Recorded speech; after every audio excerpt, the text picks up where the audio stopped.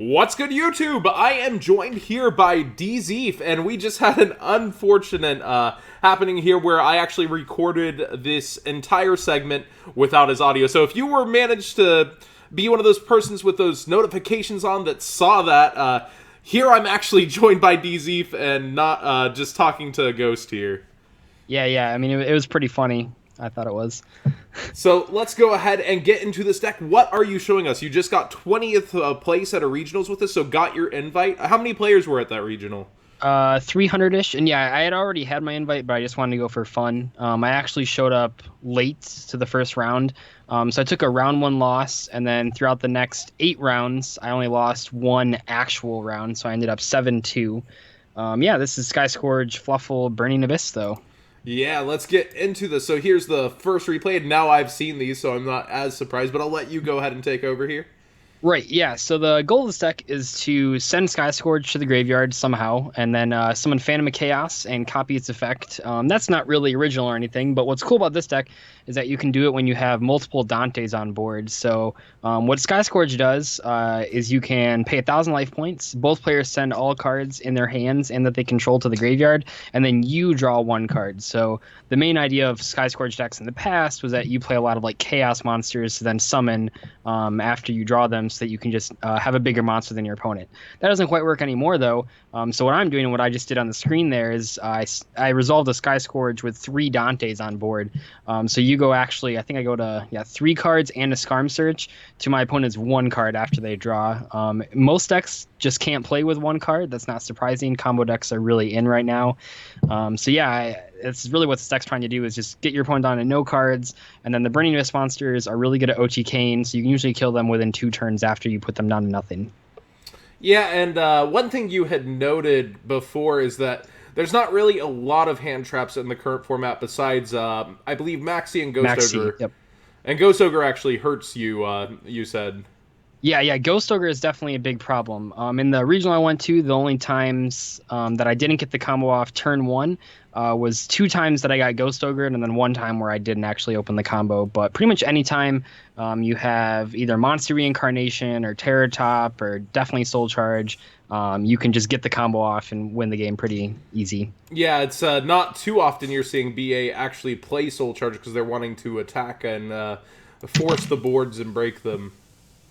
Right, and that makes sense. But in this deck, Soul Charge is really good because it means that you don't have to waste your normal summon on the Phantom of Chaos. That's sort of like this deck's biggest issue, is that you can't normal summon any of your BA monsters or even Tour Guide, because you have to use that for the Phantom of Chaos to get its effect off. But with Soul Charge, you can just mill a Phantom of Chaos, which you can send with Fiendish Rhino, which can also send Sky Scourge. Or you can also, Allure Darkness is at 3 now, so you can banish a Phantom of Chaos and then special with Leviair, which is really broken. And just showing this deck just turbos off. It really is a turbo deck. There was a similar build that actually, not similar, there was a Sky Scourge BA build that did top YCS Houston a long time ago, but it focused more on extra Speedroid engines under Jesse Flores, but this is just a completely different deck using the Fluffal engine here, and having the Light Fairies, which also Beatrice happens to be one. Yeah. So that deck actually was interesting because that happened. So I built this deck 10 months ago. My friend got his first invite with it. And in that format, it was totally brand new. No one had really played it before. There was one sort of bad variant running Lightsworn cards with the regular effect monster Minerva as like the Light Fairy. But I foregoed those entirely to play Speedroids back when they weren't being played at all. But the guy that actually got the top 32, his deck was pretty much just a standard Burning Abyss deck with Sky Scourges in them, where mine is definitely it always has been just 100% trying to Sky Scourge Turbo on the first turn. And the Fluffals really do that, and the Phantom of Chaos does that, where he was actually trying to like special summon the Sky Scourge, because you can special summon Sky Scourge by banishing 1 Light Fairy and 3 Dark Fiends from your graveyard. I just found that to be inconsistent, at least in terms of trying to get it off the first turn. And I just want to note on this specific duel, never scoop too early. You had a scale and 6 cards loaded in your extra deck. So even with this Soul Charge, you kind of had your own Soul Charge back if you kept playing this game, man. Yeah, I mean, I probably would have made a field of, 3 rank 3s, but I wouldn't have been able to kill him that turn, so he definitely could have maybe top-decked any high skill, really, and it would have been at least a fighting chance. Yeah, you always want to try to play through. And here we go into another game. Monster Reincarnation, you said, is very important in this deck.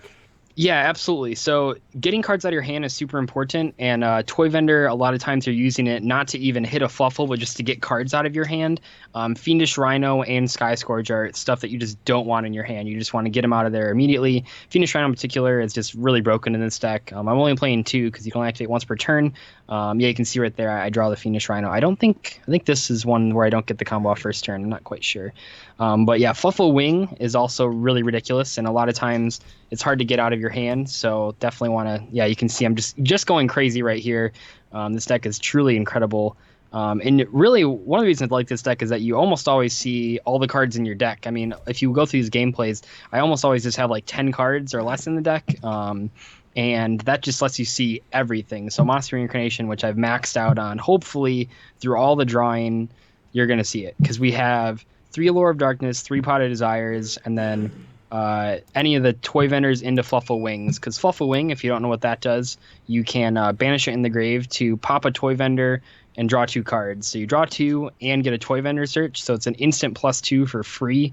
And it just really gets you to everything that you would want. I think it's super important also that, like, if you don't combo, this deck floats until you get a chance to. Yeah, absolutely. Almost all the times when you don't combo, you just end with like 3 Dante or 2 Dante and a Beatrice, and that's like fine because usually on the next turn you can then get the combo off. Not the hardest board to break, but definitely one you have to play through and then gives resources back. Yeah, absolutely. And even with Sky Scourge, a lot of these times you can see that even if you're only ending with like a couple BAs in hand that you can't special summon because you've used their effect this turn, even if you just end with like 3 cards in hand, your opponent still has no cards. So like they don't have a lot to deal with it. I think when I played this 10 months ago, the auto loss was Burning Abyss decks because they would get their effects off your discard. But right now, there's not really any graveyard-based decks. Paleozoics are like the closest thing to graveyard-based deck because like they have all their effects in the grave, but they don't really trigger when you discard them. And even if you discard a handful of Paleozoics, if they draw 1 trap card, they'll activate it, special summon a 1200 monster, and that's it. Like that's their whole turn. And even the only auto loss this deck has now is against ABC when you discard 1 piece and then they draw a Union Hanger for turn. But that's like so unlikely that I just didn't really factor it in. So one thing I really want to note here on Sky Scourge is that it sends instead of destroys. So like decks that were more relevant during the time were Cosmos, but now like it still is relevant since those cards that have that text cannot be destroyed still get taken care of by this card. Yeah, any card that can't be targeted or destroyed is just going to the grave. It's truly, truly great. I also wanted to note, you may have noticed that I have a 12-card extra deck. I definitely didn't play in the regional with 12-card extra deck. You can see the deck profile on my channel. John will link it in the description. But you really don't, honestly, you don't really need anything besides Dante's and Levier and a Beatrice. But some of the things that are missing, I think, in this one are the Corbage engine and Gaia Charger. But realistically, like, I never made those anyway. And usually you're just making Dante's.